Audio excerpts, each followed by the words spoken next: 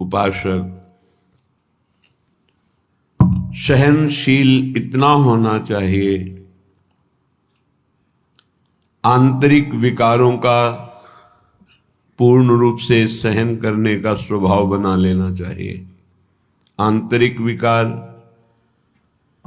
काम वेदना, क्रोध की जलन, लोभ की प्रवृत्ति, मोह की ममता, अहंकार का मद, किसी भी वस्तु व्यक्ति स्थान को लेकर, और मात्सर्यता, किसी की उन्नति देखकर अंदर ईर्ष्या होना, इनको सह जाए। ऐसा नहीं कि उपासक के हृदय में ये स्फुरित ही नहीं होते, ये तो सिद्धों के हृदय में स्फुरित नहीं होते, लेकिन साधक के हृदय में स्फुरित होते हैं। पर वो इनको सहता है, इनके अनुसार कोई चेष्टा नहीं करता। अंदर की मार को जो सह गया वही महापुरुष कहा जाता है। जो मद को, मोह को, मदन को, तीन को परास्त करता है उसे महापुरुष कहते हैं। कोई अहंकार नहीं,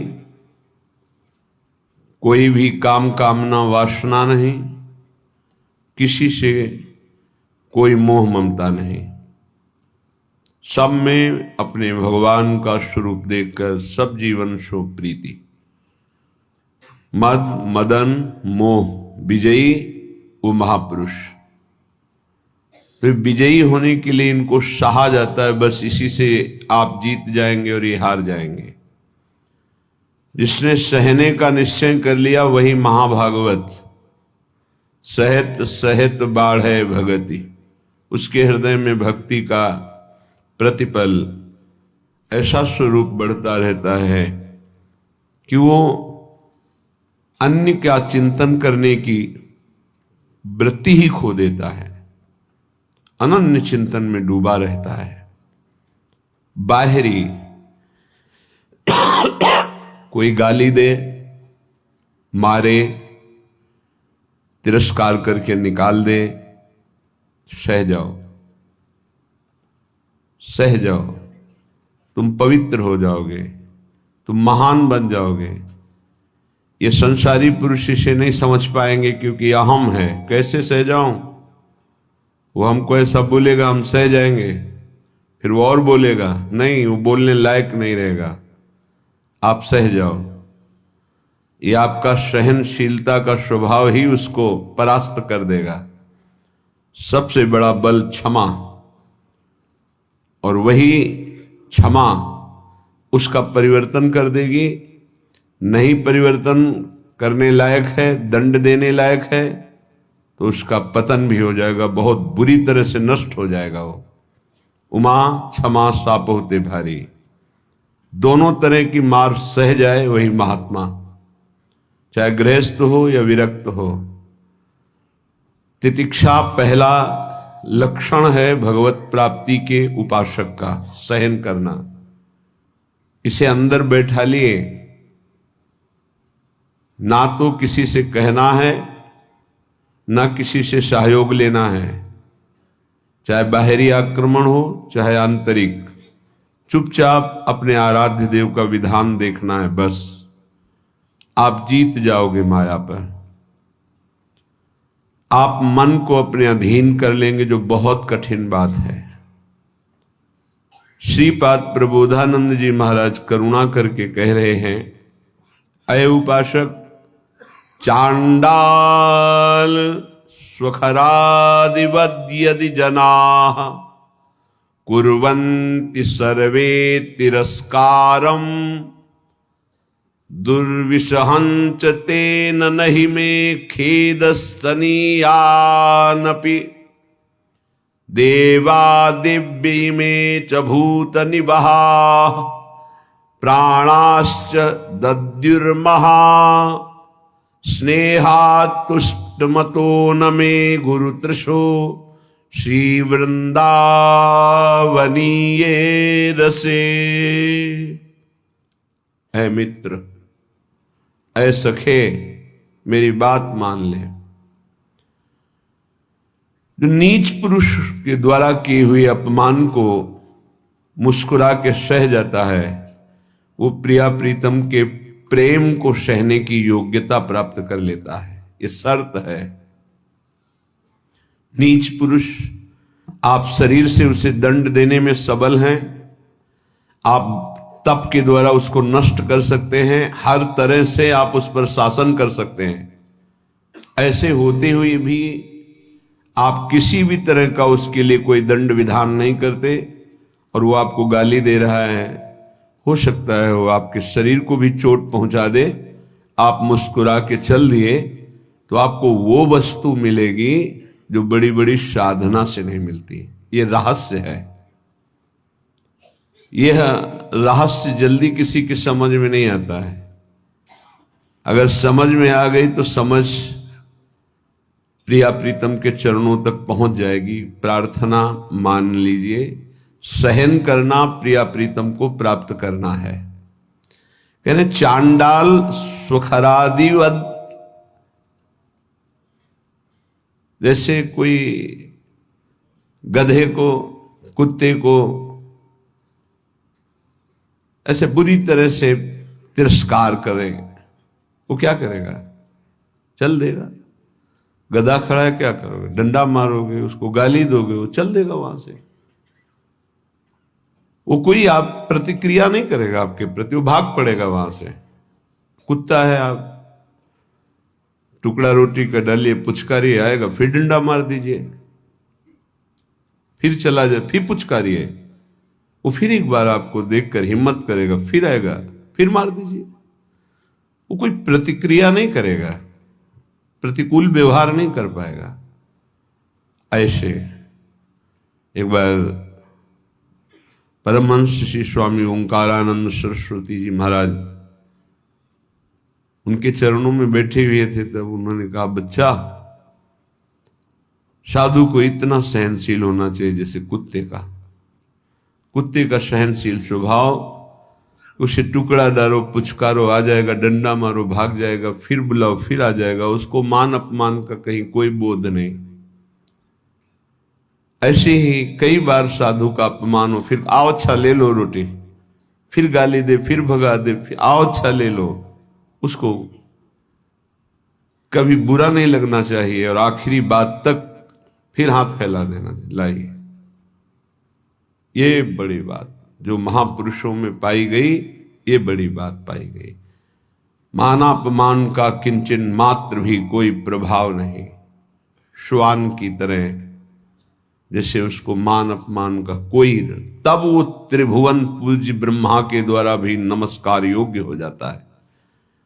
ऐसे महापुरुषों के पीछे भगवान डोलते हैं कि इनकी चरण रज हमारे ऊपर पड़ जाए।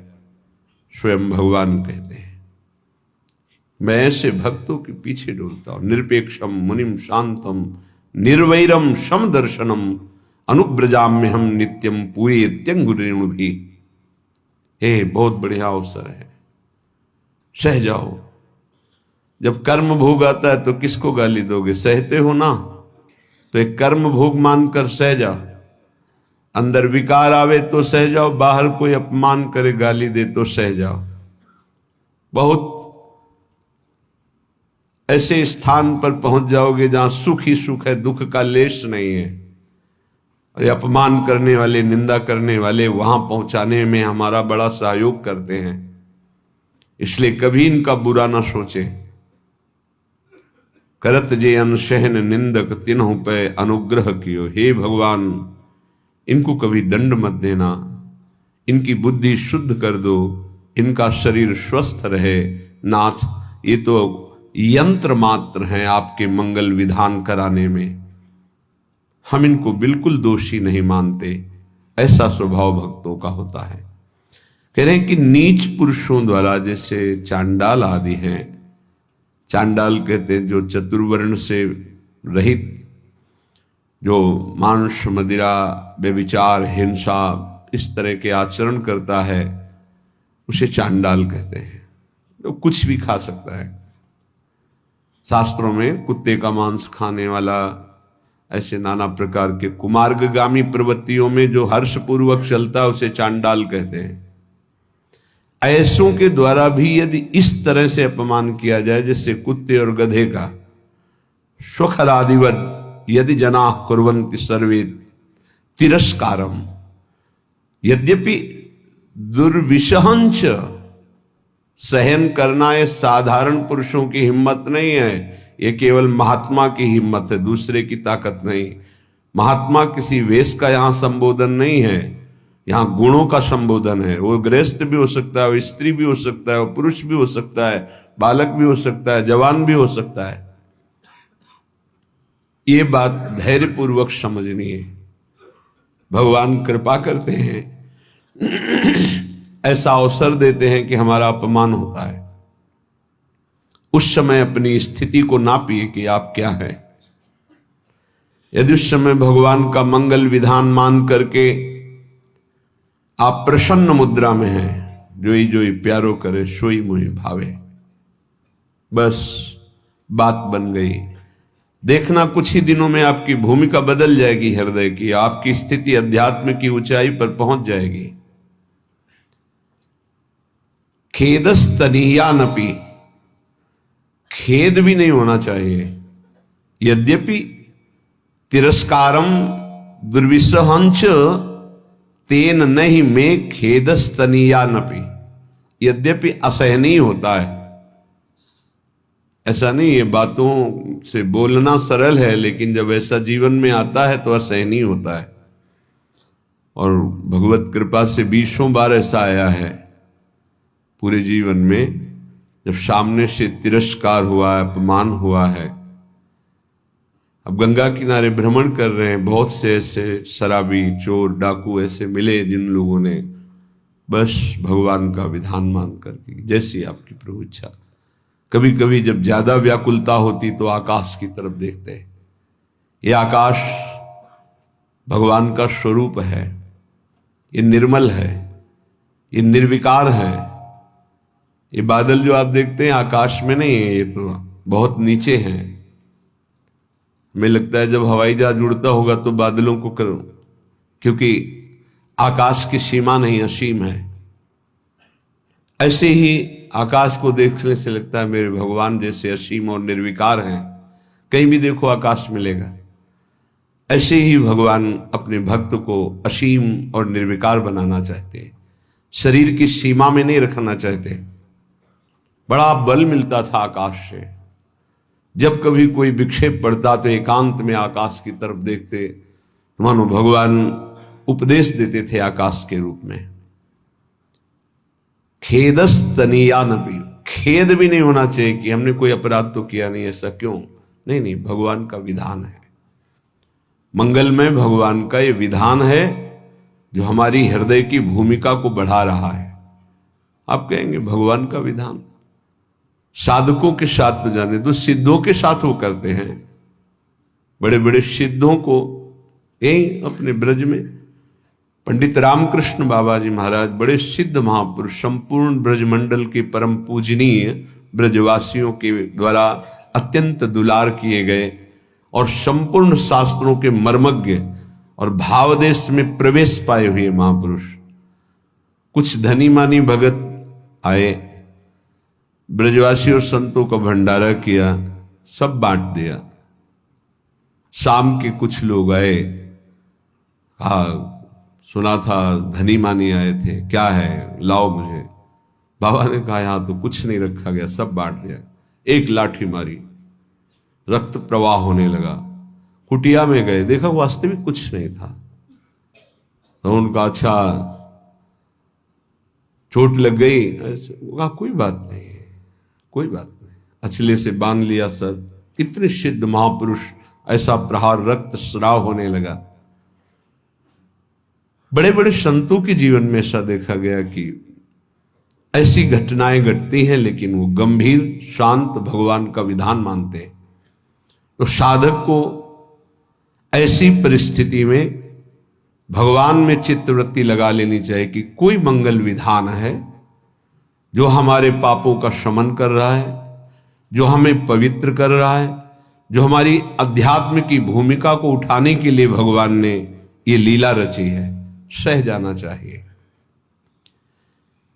देवा देव्य इमे च भूत निवहा प्राणाश्च दद्युर्महास स्नेहास तुष्टमतो नमे गुरुतृषो श्री वृंदावन ये रसे। वृंदावन में जितने वास करते हैं, चाहे वो पशु पक्षी हो, वृक्ष लता हो, या भगवान शिव गोपीश्वर के रूप में विराजमान, या जो भी देववृंद, व्यक्त अव्यक्त महापुरुष, मैं सबसे बहुत तृष्णाशील होकर के याचना करता हूं कि आप हमसे संतुष्ट हो जाएं और मुझे कभी किसी अपराध के कारण वृंदावन से बाहर ना निकाला जाए। ये वृंदावन का जो महायश है वो समापन की तरफ प्रार्थना कर रहे हैं। हे गोपीश्वर महादेव, हे समस्त खगमृग पशु पंछी, हे वृंदावन के व्यक्त अव्यक्त महापुरुषों, यदि मेरे से कोई अपराध बन गया हो या बन जाए तो यहां दंड दे देना, पर मुझे कभी यहां से निकालना नहीं, मुझे धाम से वंचित मत कर देना।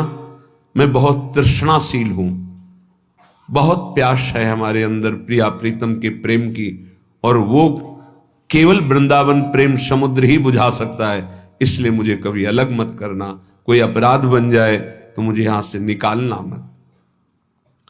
मेरे लिए और कोई संतोष विधान नहीं हो सकता। श्रीपाद कह रहे मुझे और कोई संतोष प्रदान नहीं कर सकता कि हमारे अंदर दिव्यता आ गई, सिद्धियां आ गई, संतुष्ट हो गया। नहीं, मुझे केवल वृंदावन चाहिए। ये तो प्रार्थना की, दो पंक्ति में उपदेश सहनशीलता का, दो पंक्ति में प्रार्थना, ये सबको करनी चाहिए। दो पंक्ति अपने आचरण में उतारने चाहिए, दो पंक्तियों की प्रार्थना करनी चाहिए। कई बार प्रार्थना में बताया है कि ऐसी प्रार्थना करके कि मन वचन कर्म से अगर कोई अपराध बन गया हो तो हे वृंदावन धाम, हे वृंदावन धाम के व्यक्त अव्यक्त महापुरुषों, जाने अनजाने में मन वाणी शरीर से जो कोई चेष्टा आपके विपरीत हुई हो क्षमा करना, और मुझे धाम की कृपा से कभी वंचित मत होने देना। आगे उपदेश कर रहे हैं। भ्रातः समस्तान्य साधनानि विहाय वृंदावनम स्वाश्रयस्व यथा तथा प्राक्तन वासनावास शरीरम वाणी हृदयम विचेष्टता। भाई भ्राता, हे भाई, मैं बहुत अनुभव करके बता रहा हूं। समस्तान्य साधनानि विहाय, साधनों को बल छोड़ दो। ये अहंकारी को समझ में नहीं आता। उसको लगता है कि अगर साधन का बल छोड़ दिया तो साधन में रुचि नहीं रहेगी, तो बात फिर कैसे बनेगी, फिर तो असाधन हो जाएगा। मतलब आप शरणागत नहीं हो। इष्ट का बल नहीं है, आपकी क्रियाओं का बल है। आप जिसे साधन कहते हो वो क्रिया बल है। क्रिया बल है तो कितनी भी पवित्र क्रिया हो वो मूढ़ता नहीं छूटती, और मूढ़ पुरुष कभी परम पद का अधिकारी नहीं होता। अहंकार विमूढ़ात्मा करता हमिति मन्यते, मैं ये करता हूं ऐसा भाव मूढ़ता को बनाए रखता है, और मूढ़ पुरुष कभी परम पद में आरूढ़ नहीं होता। तो क्या करे, साधन छोड़ दे? नहीं, साधन छोड़ने की बात नहीं कह रहे, साधन का आश्रय छोड़ने की बात कह। आश्रय भरोसा लाडली का, और उन्हीं की कृपा से साधन चल रहा है। सर्वेषु साधन वरेषु चिरम निराशा, हरिवंश महाप्रभु कहते हैं। सोई यहां श्रीपाद प्रभु जो वृंदावन रस को समझा, उसको ये अनुभव हुआ कि भरोसा केवल लाडली का। आज हमारी बुद्धि साधन में लगी, कल असाधन कर बैठे तो सब साधन चौपट हो जाए। ऐसे ऐसे असाधन हो जाते हैं। भरोसा, गोरे चरणारविंद का। मेरे बल श्री वृंदावन रानी, जाहि निरंतर मोहन सेवत बन विनोद सुखदानी। मेरे बल श्री वृंदावन रानी, जिनकी चरण कृपाते पाई कुंज केली रस सानी।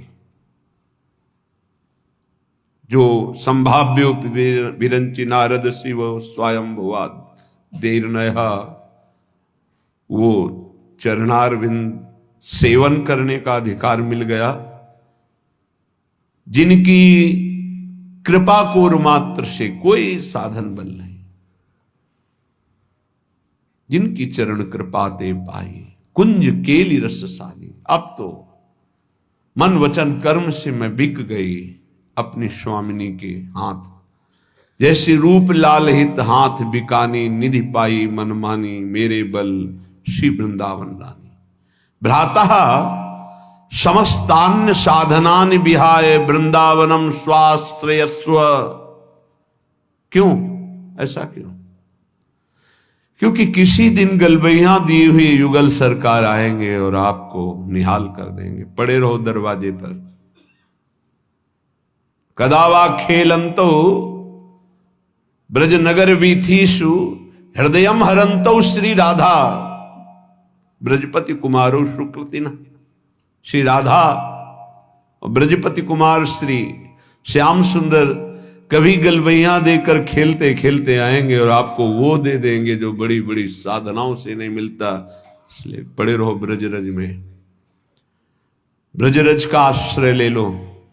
कदावा खेलंतो ब्रज नगर वीथीष हृदयम हरंतो श्री राधा। तुम्हारे हृदय का ही अपहरण कर लेंगे, हृदय निकुंज बना देंगे। इसलिए भ्राता समस्तान्य साधनानि विहाय वृंदावनम स्वाश्रयस्व। दृढ़ता पूर्वक वृंदावन का आश्रय ले लो। यहां वास की बात नहीं, आश्रय की कहे। कोई भी आश्रय ले सकता है, दूर रहकर भी आश्रय ले सकता है। यथा तथा प्राक्तन वासना वात शरीरम वाणी हृदयम विचेष्टता। जैसे बने वैसे। बड़ी बात कहे। अब वास की बात कहे। पहला आश्रय का पहली पंक्ति, दूसरी पंक्ति वास की। जैसे भी तुम्हारी स्थिति, तुम वासना से वशीभूत हो, शरीर वाणी हृदय अच्छी स्थिति में बुरी स्थिति में, इच्छा है अनिच्छा है, जैसे भी हो तुम चिंता मत करो। तुम केवल आजीवन वृंदावन वास कर लो। एक में आश्रय कहा पहली पंक्ति में और दूसरी में वास की बात। यथा तथा शब्द, जैसे हो, भोगी हो, योगी हो, वासना हो, उपासना हो, अच्छी स्थिति है, बुरी स्थिति है, छोड़ो तुम। जैसे हो आजीवन वृंदावन वास कर लो। वाणी हृदय शरीर जैसी स्थिति में है, तुम्हें निश्चित भगवत प्राप्ति होगी वृंदावन वास मात्र से। ये श्रीपाद श्री ध्रुवदास जी, वृंदावन दास जी, महाप्रभु हरिवंश चंद्र जी, बड़े बड़े महापुरुषों ने वृंदावन की महिमा को ऐसा देखा है। तादृक् कामो भवतु भगवन् येन कस्यांचिदेणी दृश्यासक्तोऽप्यः न बहिर्यामि वृन्दाटवीतः। तादृग्दम्भोच्युदयतु तथा अहंकृतिश्चापि मे स्यात् येनाप्यस्मिन् रसमय वने रोचये नित्यवासम्। हे मृगनयनी श्री किशोरी जी, मुझे अपने जनों का संग करा के कोई काम दिलवा दो। तादृक् कामो भवतु भगवन् येन कस्यांचिदेनी। कोई भी काम, सोनी लगाऊंगा, पूछा लगाऊंगा, जूठे पात्र मार्जन करूंगा, जो भी आप कोई सेवा दिला दीजिए। यहां सेवा शब्द को बहुत सरल शब्दों में कहा। तादृक् कामो भवतु, कोई काम दिलवा दीजिए। काम जैसे टहल करने वाले, सेवा करने वाले कि आप काम वाली आती है, काम वाले आते हैं, ऐसा बहुत अपने को हे भाव से लेकर के कोई मुझे अपने धामवासी का काम दिलवा दीजिए, धामवासी की किसी की सेवा बन जाए, मैं उनका सेवक बन करके रहूं। ऐसा हे मृगनयनी, उस काम का फल क्या होगा मैं जानता हूं। उस आपके वृंदावनवासी की सेवा का फल यह होगा कि आप हम पे रीझ जाएंगे और आपके चरण कमलों का सानिध्य मिल जाएगा। स्वामिनी, मैं केवल आपको रिझाना चाहता हूं, आपको बस। वो मुझे पता नहीं कि आप कैसे रिझती हो, मैं अन्यत्र कहीं ना मन लगाना चाहता हूं, ना जाना चाहता हूं, ना कुछ पाना चाहता हूं। ध्यान दीजिए, ना अन्यत्र कहीं मन लगाना चाहता हूं, ना जाना चाहता हूं, ना पाना चाहता हूं। यद्यपि मैं दंभी हूं। दंभी इसलिए हो सकता है कि मैं जो कह रहा हूं पूरा सत्य ना हो, जो कहा जाता है वो सत्य होना चाहिए, नहीं तो दंभ होता है। तो हो सकता है प्रियाजू, मैं जो कह रहा हूं कि मैं मन से, वचन से, कर्म से केवल आपको पाना चाहता हूं, तो हो सकता है कोई और भी इच्छाएं हो, तो मैं दंभी भी हो सकता हूं, अहंकारी भी हो सकता हूं। पर दंभी और अहंकारी भी होकर के मैं केवल आपके ही चरणों की दास्ता चाहता हूं, मुझे कभी किसी और में रुचि ना हो। हे मेरे लाडली लाल, हे मृगनयनी किशोरी जू, हम पर कृपा कर दो। वरम वृंदारण्ये हरि हरि करे खर पर भृतो,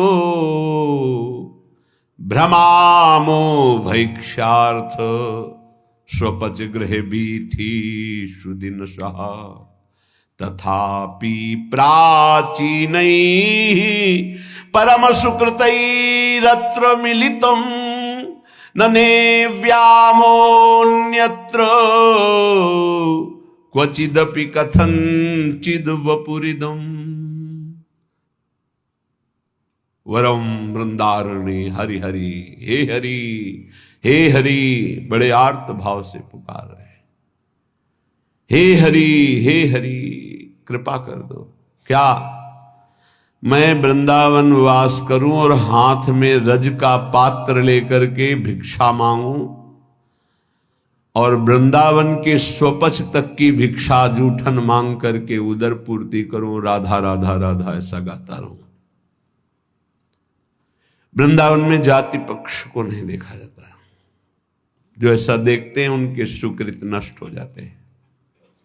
हरिराम व्यास जी बहुत बड़े अद्भुत दिग्विजयी विद्वान, जिनके शिष्य मधुकर शाह जैसे महाभागवत, वो कह रहे हैं महाप्रभु हरिवंश चंद्र जी के जब शिष्य हुए, वृंदावन की रज का सेवन किया, रस का स्पर्श हुआ, तब जो उनको अनुभव हुआ वो कह रहे हैं, व्यास रसिक तेई बड़े, ब्रजते अनत न जाए, वृंदावन के स्वपच की जूठन मांगे खाए। वही सबसे बड़े रसिक हैं जो ब्रज की सीमा के बाहर नहीं जाते और वृंदावन के स्वपच तक की जूठन मांग करके खाते हैं। देहाभिमान रहित अवधूत स्थिति। व्यास मिठाई विप्र की में लागे आग, वृंदावन के स्वपच लो जूठन खइए मांग। आग लगे बाहर के विप्र की दी हुई मिठाई में, लेकिन वृंदावन की स्वपच की जूठे टुकड़े मिल जाए तो निहाल हो जाओगे। कितना भी हो, थोड़ा सा देह भाव बना रहता है। जैसे संन्यास मार्ग में तो इसकी पुष्टता होती है कि जब पवित्र भिक्षा ना मिले 3 दिन, तब दूसरे वर्ण के, वो भी पकवान, जब 3 दिन उनकी भिक्षा न मिले तो तीसरे वर्ण में फल और मिठाई आदि। चौथे वर्ण से निषेध है।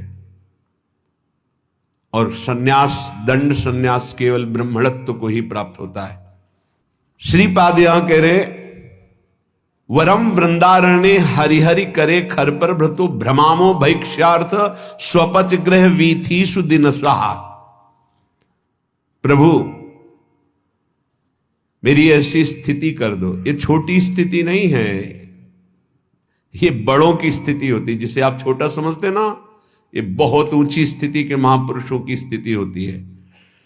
कह रहे हाथ में रज का पात्र हो। एक प्रार्थना है, यदि आप विरक्त हैं, वृंदावन वास करते हैं, तो रज के पात्र में ही जल और भोजन का सेवन करें। यहां ब्रज की रज से बने हुए पात्र में जल और भोजन, जो प्रसाद आप लेते हैं, वो आपकी बुद्धि को शुद्ध करके प्रिया प्रीतम में अनुराग प्रदान करेगा। पाने मात्र से ये बहुत बड़ा साधन माना जाएगा। यदि आप रज के, हमें लगता है प्राय ऐसा ही होगा कि अपने सब विरक्त जन उसी में रज के पात्र में ही प्रसाद पाने का, बहुत पहले से ऐसा विधान है, तो शायद ऐसा ही सब चल रहा होगा, ऐसा ही होता होगा। प्रसाद पाने का रज में ही तो सब पाते होंगे, पात्र में। खरपरा जो रज का बना हुआ है, प्रतिदिन लेकर, अच्छा भिक्षा भी आती है, माधुकरी आती है, मांगने जाते हैं। हाँ, तो उसमें तो नहीं पूछा जाता कि कौन से किन घरों में, सब। हाँ, भ्रमामो भैक्ष्यार्थ, एक भी टुकड़ा अगर ब्रजवासी का अपने भोजन प्रसाद में श्री जी के प्रसाद के साथ है, वो अमृत समझना। ये पूज्य सदगुरुदेव भगवान की वाणी की प्रारंभ की बात, कि यदि ब्रजवासियों के टूक उदर में नहीं गए तो नीलपीत झगा का साक्षात्कार करने की सामर्थ्य किसी साधन में नहीं आती, वो उन्हीं के टुकड़ों से आती। इसीलिए बड़े बड़े संत आजीवन ब्रजवासियों के चरणों में झुकते रहते हैं।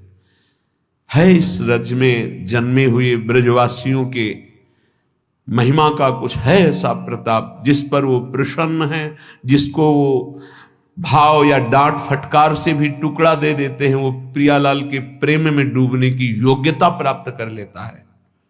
व्यवहार नहीं रखना, अपराध बन जाएगा, क्योंकि इनके व्यवहार को केवल नंद नंदन ही झेल सकते हैं, दूसरे नहीं। इनके व्यवहार को ना देखना, इनके व्यवहार को क्षमता नहीं कि तुम देख पाओ, इनके व्यवहार को देखकर तुम्हारा दोष दर्शन हो जाएगा। इसीलिए महाप्रभु चैतन्य देव जब यहां किसी को भेजते थे, तब कहते थे ब्रजवासियों पर निर्दोष दृष्टि रखना। वो उसी हाथ से अपने बालक को शौचा रही है और बिना प्रक्षालन के रोटी दे रही है, तो भी दोष दर्शन मत करना।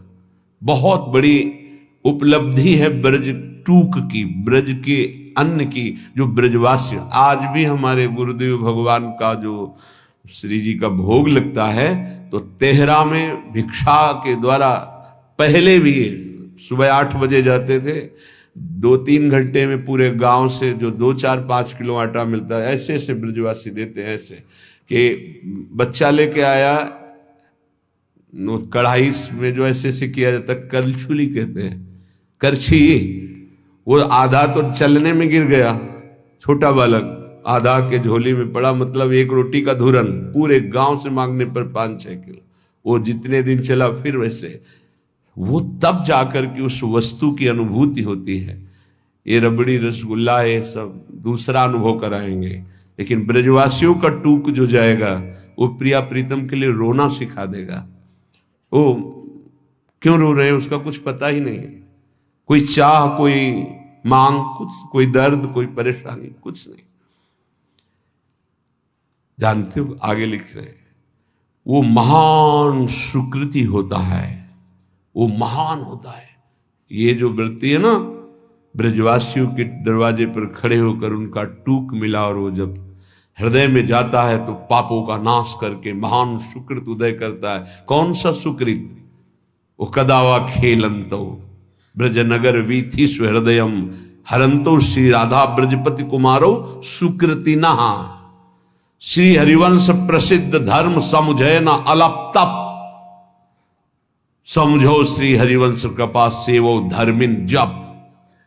रसिकों का जप करो, रसिकों का सेवन करो, रसिकों को समझो, उनकी आज्ञा का पालन करो, तब समझ पाओगे हरिवंश धर्म।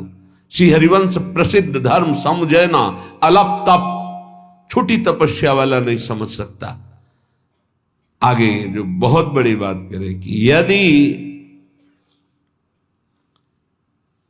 मुझे प्रारब्धानुसार कोई बहुत बड़ा ब्रह्मा का पद या ऐसा वैभव मिले और कहा जाए कि धाम छोड़ दो, ये वैभव स्वीकार करो, तो ऐसा मैं स्वीकार नहीं कर सकता।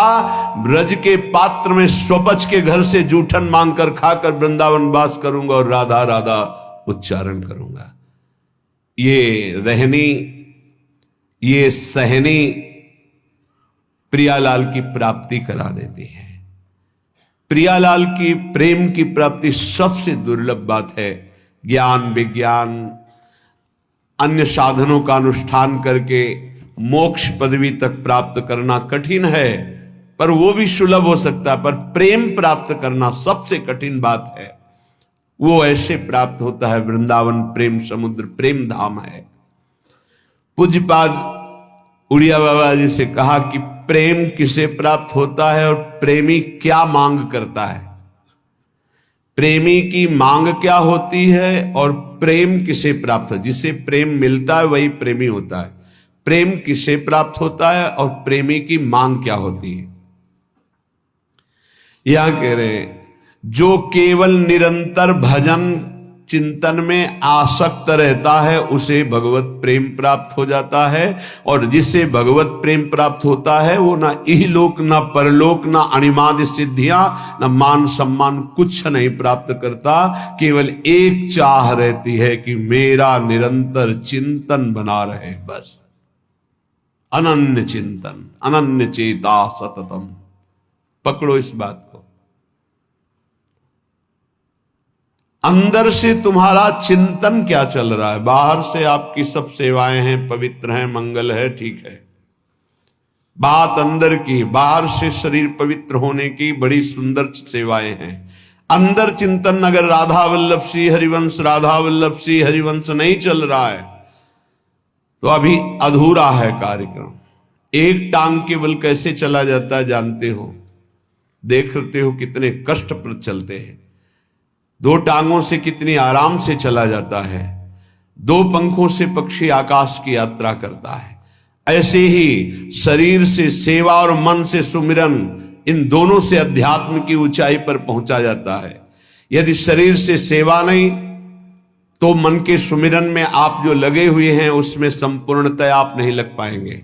सेवा की अत्यंत आवश्यकता बड़े बड़े सिद्धों ने की। अगर शरीर सेवा में लगा, मन सुमिरन नहीं, तो सेवा में आप टिक नहीं पाएंगे, आपकी वासनाएं गिरा देंगी आपको। दोनों अत्यंत आवश्यक है, शरीर से सेवा और मन से सुमिरन। चाहे गृहस्थ हो चाहे विरक्त हो, अपनी अपनी पद्धति, निवृत्ति मार्ग परक सेवा, प्रवृत्ति मार्ग परक सेवा।